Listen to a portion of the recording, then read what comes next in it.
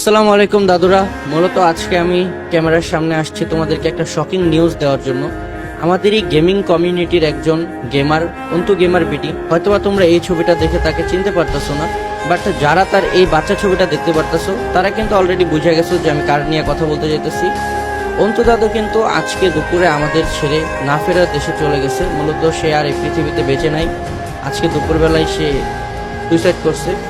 আর কেন সুইসাইড করছে, কি হয়েছিল, সেগুলো নিয়ে আমরা একটু পরে কথা বলি।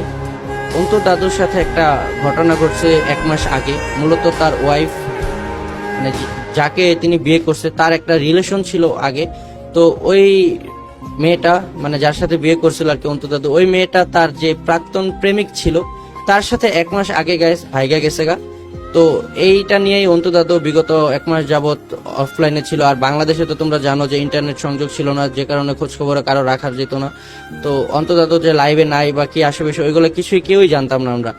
তো হঠাৎ করে আজকে অন্তু দাদুর একটা পোস্ট দেখতে পাই, জিডব্লিউ সিয়াম, ওইটি তোমরা জিডব্লিউ সিয়াম ভাইকে তো চিনোই। তো সিয়াম ভাই মূলত আজকে বিকালে আজিম ভাইরে কল দিছিল লাইভ শেষ করার পরে।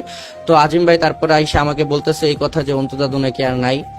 তো এরপরে আমার সাথে অন্তু দাদুর ফেসবুকে অ্যাড আছে। তো আমি তারপরে তার আইডিতে ঢুকি, আর ঢোকার পরেই গাইস দেখতে পাই যে একটা স্টোরি দেওয়া ছিল 7 ঘন্টা আগে, আর একটা পোস্ট করে গেছে আর কি, একটা অনেক বড় একটা স্ট্যাটাস লিখে গেছে, যেটা পুরোটাই তার ওয়াইফের স্মরণে আর কি লিখা গেছে। তো এই স্ট্যাটাসটা তোমরা অলরেডি দেখতেই পারতাছো, বা আমি যদি তোমাদের শর্টকাটে জিনিসটা বুঝাইতে যাই তাহলে গাইস এটাই লেখা আছে যে তার ওয়াইফকে কতটা সে ভালোবাসতো সেটাই এই স্ট্যাটাসের মধ্যে লেখা আছে। বাট তার ওয়াইফ এই জিনিসটা বুঝতে পারে নাই। মূলত তার সাথে অনাকাঙ্ক্ষিত একটা ঘটনা ঘটে গেছে, যেটা সে মেনে নিতে পারে নাই অন্তু দাদু। সে কারণে কিন্তু সে সুইসাইড করে মারা গেছে। আর গাইস, আর এটাও উল্লেখ করা ছিল যে অন্তু দাদুর জীবনে এইটাই প্রথম নারী যার সাথে সে রিলেশন করছে বা বিয়ে করছে। মূলত তাদের বিয়েটা অ্যারেঞ্জ ম্যারেজ ছিল। আর বিয়ের আগেও আমরা ঘটনাগুলো জানতাম যে অন্তু দাদুর জন্য মেয়ে দেখা হইতেছে, আমাদেরকেও বলতো যে ভাই মেয়ে দেখেন, আমি বিয়ে করবো। তো অন্তু দাদুর বিয়েটা কিন্তু পারিবারিক ভাবে ছিল, ঠিক আছে।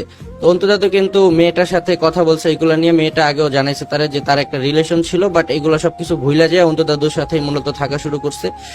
তো হঠাৎ করে আইসা কিন্তু সে ওই ছেলেটার সাথে ভাইগা গেছে, যেটা কিন্তু অন্তু দাদু মেনে নিতে পারে নাই। সে কারণে কিন্তু সে সুইসাইড করে মারা গেছে। তো আশা করি তোমরা জিনিসটা বুঝতে পারছো। আর গাইস, একটা কথাই কিন্তু আছে যে একটা মেয়ে পারে একটা ছেলের জীবন সুন্দরভাবে গড়ে তুলতে, আবার একটা মেয়ে কিন্তু পারে একটা ছেলের জীবন ধ্বংস করতে। তো অন্তু দাদুর সাথে ঠিক সেটাই করছে, সে ধ্বংসই হয়ে গেছে। আর এমন ভাবে ধ্বংস হয়েছে যে আমাদের ছেড়ে, এই পৃথিবী ছেড়েই চলে গেছে তিনি।